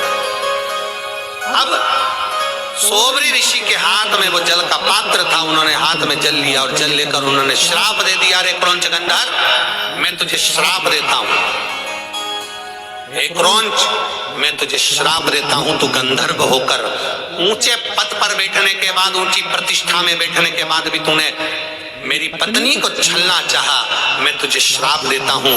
अगर मैंने दिल से पार्थिव शिवलिंग का पूजन करा है, मैंने दिल से पार्थिव लिंग का निर्माण करा है, तो मैं तुझे श्राप देता हूं कि तुम जैसे चुपचाप से आकर मेरे घर में घुसा, ऐसे ही तू चूहा बनकर प्रवेश करेगा जगह जगह, तो चूहा बन जाएगा। रोने लगा गंधर्व, आंख से आंसू बहने लगे, आंख से आंसू, नेत्रों से जल बहने लगा, आंखों से आंसू बहने लगे, और नेत्रों से जल बहते बहते, नेत्रों से जल बरसते बरसते क्रौंच गंधर्व थोड़ी ही देर में जल बहते बहते जैसे चूहा बन गया। चूहा बनते से जो शंकर जी का अभिषेक करा था, पूजन करा था, पूजन कर कर जो विसर्जन करा था, पूजन के वहीं पर थोड़े बहुत अक्षत के दाने पड़े हुए थे, थोड़े बहुत सामग्री पड़ी हुई थी, उस क्रौंच गंधर्व ने चूहे बनकर उसको खाया।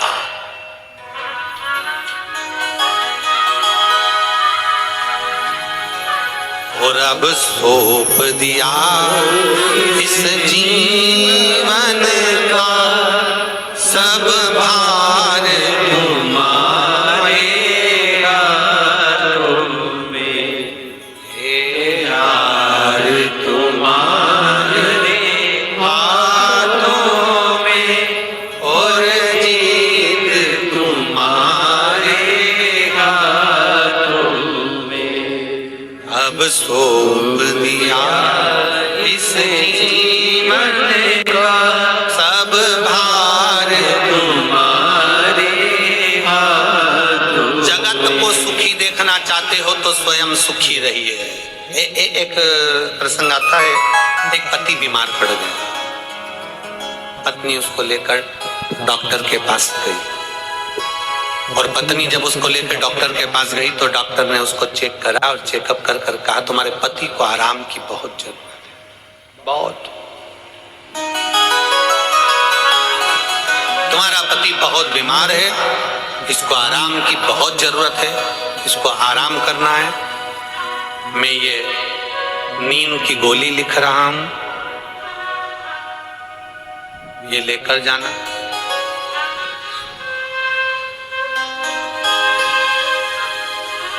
पत्नी ने डॉक्टर साहब से पूछा नींद की गोली इनको कितने बजे खिलाऊं? डॉक्टर साहब ने कहा नींद की गोली पति को नहीं खिलाना है, तुझे खाना है।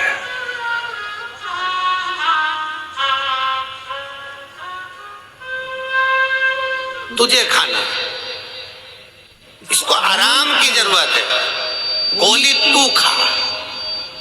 तो नींद लेकर सो जाएगी तो ये बापड़ा बेचारा वैसे ही आराम कर लेगा, इसको आराम की। सवेरे जब उठती है और बच्चों को जब स्कूल भेजती है, उस समय से तेरा चालू होता है, उठ जा उठ जा, उठा नहीं, स्कूल जाना है, वेन आने वाली है, गाड़ी आने वाली है, जल्दी कर जल्दी कर। सुबह से जय चिल्ला जय चिल्ला जय चिल्ला।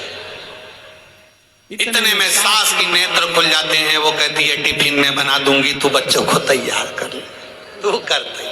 टिफिन बनाने में सास जुट जाए, माँ तैयार करने में, और ऐसी तैयार कर पुरा के तो भी बेल्ट कहाँ गया, सामान कहाँ गया, ये कहाँ गया, वो कहाँ गया, और ढूंढ ढूंढ ढूंढ ढूंढ बड़ी मुश्किल से उनको तैयार करके बैग टांग के फिर बस में छोड़ेगी, ऑटो में बिठाएगी। जैसे बिठाएगी बच्चे बाय करेंगे, मम्मी बाय। बच्चे इसलिए बाय करते हैं, बड़ी मुश्किल से पीछा छूटा है, बड़ी मुश्किल। और फिर जो चिल्लाया चिल्लाया चिल्लाया, कई बार तो इतनी तेज चिल्ला देती है कि पास में जो पलंग पर सोया रे पति वो भी कह देता है तेरे हाथ जोड़ू, तेरे हाथ जोड़ो, शांति, थोड़ा शांति रख, थोड़ा शांति रख। खूब चिल्लाया, खूब। अच्छा ईमानदारी से बोलो, पूरी बचपन की जिंदगी बच्चों की आज के समय में जितनी बर्बाद हुई है, इतनी बचपन की जिंदगी पहले कभी बर्बाद नहीं। पढ़ो, ये मत करो, सही से बैठो, ऐसे करो, क्या कर रहे हो? सुबह 6 बजे से टोकना चालू होता है, रात को 9 बजे तक, जब तक बच्चे नींद हो जाएं तब तक टोकना टोकना टोकना टोकना। बेचारा बच्चा जंगल का शेर बनना था, उसे सर्कस का शेर बना दिया। बच्चे को जंगल का शेर बनना था। आज के जमाने में बच्चों को प्रबल बनाइए, बच्चों को प्रबल बनाने की जरूरत है। जंगल का शेर बनाने का प्रयास करो, सर्कस का शेर नहीं कि दूसरे के चाबुक पर घूम जा। क्या कर रहे हो? ऐसा ना करिए, ऐसा ना करिए, वैसा ना करिए। तुम्हारे घर के बच्चे स्कूल से आने के बाद स्कूल की सारी बातें अगर तुम्हें बता रहे हैं तो समझ लेना कि तुम्हारा बच्चा जिंदगी में कभी नहीं बिगड़ सकता, वो तुम्हारे कहने पर ही चलेगा। मम्मी आज टीचर ने मेरा कान खींचा था, मम्मी आज टीचर ने ऐसा कहा था, मम्मी आज टीचर ने ये पढ़ा। बच्चे अगर बता रहे हैं, अपने माता पिता को सब कुछ बता रहे हैं, तो तुम्हारा बच्चा कभी नहीं बिगड़ सकता। बच्चा उनका बिगड़ता है जो अपने माता पिता को कुछ बताता ही नहीं है, अपनी मर्जी से जी रहा है। स्कूल में जो हो रहा है निपट लेंगे, कर लेंगे, जो होगा होमवर्क करा ना करा सब अपनी मर्जी से चल, सब अपनी मर्जी।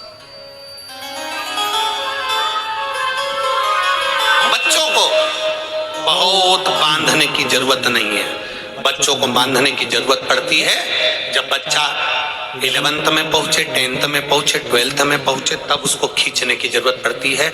बच्चे जब छोटे हैं उनको खूब आनंद से अपनी जिंदगी जीने दो, खूब अलमस्ती के साथ में। बच्चा एकदम नहीं कुछ काम करता, सुस्त होकर बैठ जाता है तो फिर डॉक्टर के पास लेकर जाते हैं। ये कुछ बोलता नहीं है गुरुजी, डॉक्टर साहब इसका कोई तोड़ है क्या? ये बोलता नहीं है। डॉक्टर साहब ने उसको टेबलेट दे दी, ऐसी दवाइयां देता गया, डॉक्टर का हाई डोज देता गया, बच्चा शुद्धि में रहने लगा, उसका ध्यान चले गया, उसकी विचार दृष्टि चली गई, वो कुछ सोच ही नहीं पाता था। बच्चा जितना आनंद के साथ खेले, खेलने दो। बच्चा जितना आनंद के साथ पढ़े, उसे पढ़ने दो। उसको टॉर्चर ना करिए, बार बार जरा जरा सी बात के लिए टॉर्चर ना किया जाए।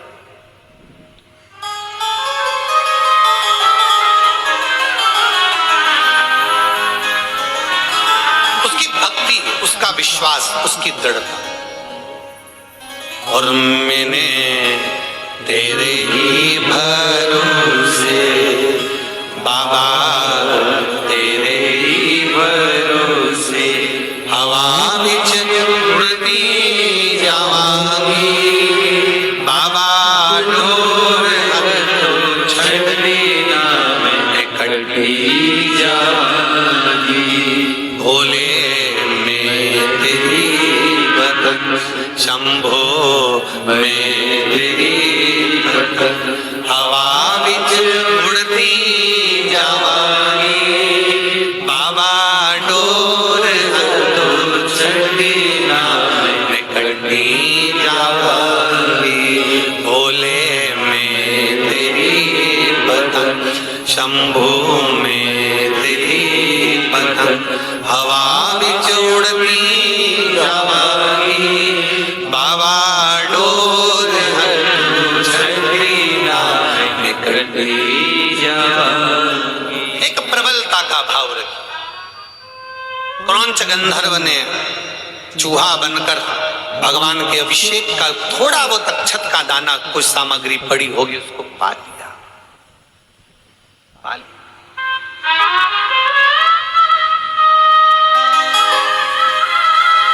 सही कहे ना,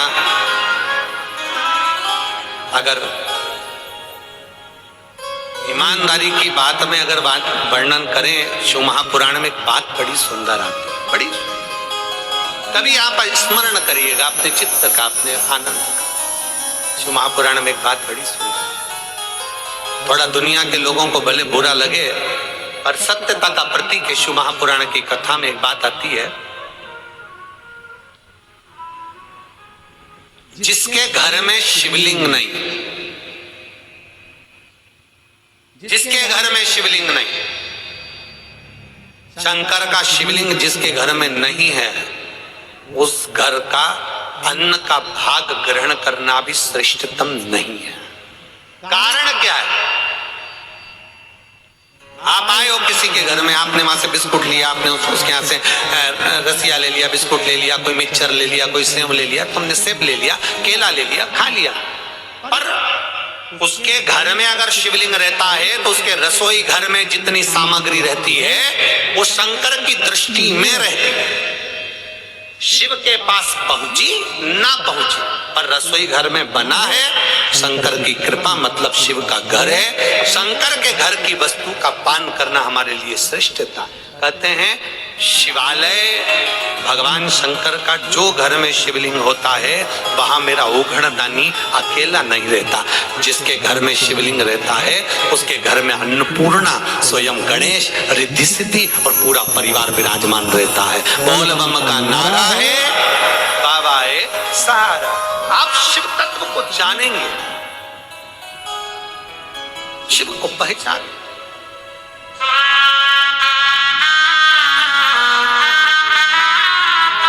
भगवान शिव तत्व क्रौंच गंधर्व चूहा बन गया। चूहा बनकर थोड़ी सी सामग्री, भगवान के अभिषेक की सामग्री थोड़ी सी पड़ी थी, 2-4 चावल का दाना। अभिषेक करते हो तो हो सकता है थोड़ी सामान नीचे गिर जाता है, उसमें से एक चावल का दाना, 2 चावल का दाना क्रौंच गंधर्व ने चूहा बनकर ले लिया, ग्रहण कर गया।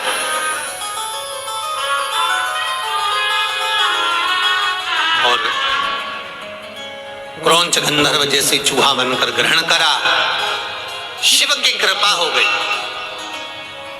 दुनिया के लोग कहते हैं शंकर पर चढ़ा जल, शंकर पर चढ़ा प्रसाद, शंकर पर चढ़ी बेलपत्र। शिव महापुराण की कथा कहती है भूल से भी शंकर का चढ़ा जल आचमन कर लिया या बेलपत्र का सेवन कर लिया। भगवान शंकर, शिव महापुराण में एक जगह पर लिखा हुआ है विदेश्वर संहिता में कि शिव का प्रसाद अगर कोई तुम्हारे हाथ में दे दे, शंकर का प्रसाद हाथ में दे दे, उस प्रसाद का स्वयं ग्रहण करना चाहिए। 1 मिनट की देरी मत करो। आप में से किसी ने 16 सोमवार करें? अरे वाह, रखिए। 16 सोमवार की पुस्तक में लिखा है शंकर भगवान का जिस दिन 16 सोमवार का व्रत होता है, माताएं चूरमा बनाती हैं, मलिदा बनाती हैं, क्या बोलते हैं इधर वो आप जाने, चूरमा बनाती हैं या जो भी मिश्री से करे, चूरमे से करे, जिससे आप करते हो, वो चूरमे के 3 हिस्से होते हैं 16 सोमवार के व्रत में। 3 हिस्से में से थोड़ा सा हिस्सा जो व्रत करती है उसका रहता है। पुस्तक में लिखा है 16 सोमवार का प्रसाद रात भर नहीं रखा था। याद है आप लोगों को? जिनने व्रत करे होंगे उनके स्मरण में होगा। आपने चूरमा बनाया वो उसी दिन खत्म होना चाहिए, रात भर नहीं रखाएगा। 16 सोमवार करने वाली माताएं, संकट सोमवार करने वाली माताएं, व्रत करने वाली माताएं ये जानती है। इसलिए शिव महापुराण की कथा में भी लिखा शंकर का कोई प्रसाद दे दे तो उसको रात भर नहीं रखना, तुरंत जैसे ही हाथ में आया प्रणाम कर लो और उसको पा लीजिए। भगवान का दर्शन हो जाए, प्रसाद मिलते से 1 क्षण की भी देरी ना करी जाए। 1 क्षण। 5 दिन की शिव पुराण में 4 दिन जो बेलपत्र यहाँ से मिलती है वो रोग मुक्ति की रहती है। 7 दिन की कथा में 6 दिन बेलपत्र मिलती है, वो रोग मुक्ति की मिलती है। और आखिरी दिन की जो बेलपत्र होती है वो भंडार की होती है। वो भी मेरे देवाधिदेव महादेव ने, मेरे शंकर भगवान ने अपनी जटा में से बेलपत्र को उतार कर तुमरुका जी को दिया। तुमरुका जी ने उस बेलपत्र को जनमानस के कल्याण हेतु दिया।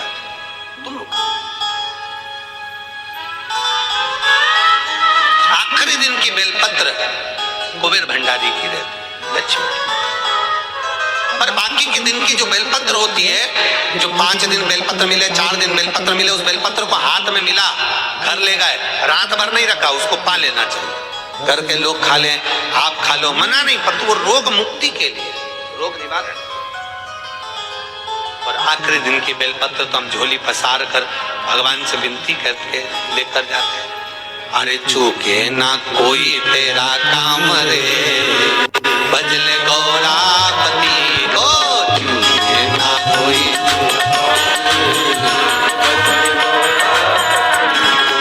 गौरापति को, भजले गौरापति को, गौरापति को भजले गौरापति को, गौरापति को भजले गौरापति को, गौरापति को भजले गौरापति।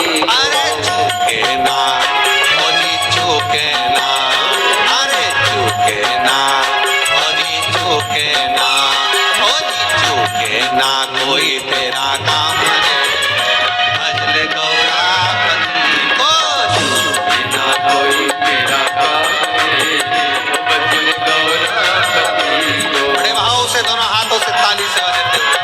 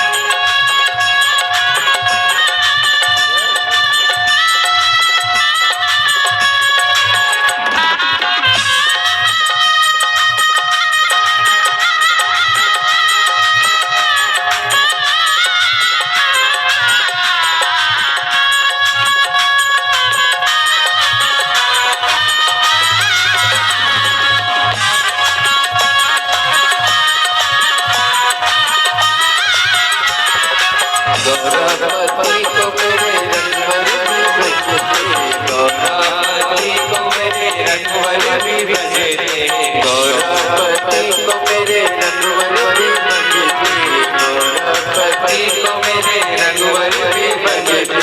जीत लिया, जीत लिया, जीत लिया, जीत लिया, जीत लिया लंका का राज रे, भजले गौरापति को, जीत लिया लंका का राज रे, भजले गौरापति को, जीत लिया लंका का राज रे,